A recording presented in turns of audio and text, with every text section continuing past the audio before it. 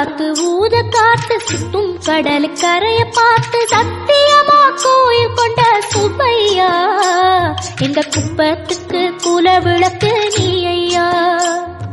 வாட காத்து வீச பார்த்து அலையை எதிர்த்து வலைய போட்டு மீன் பிடிக்கும் தொழில் நடக்குது முத்தையா. கரை மீண்டு வர காவல் குந்தன் வேலையா. திருச்செந்தூர் ஆண்டவனே வேல் முருகா தினம் உனக்கு நன்றி சொல்வோம் மால் மருகா. திருவடியில் தவம் இருப்போம் திருமுருகா. தீப்பெழுது நலமெனவே வடிவழகா.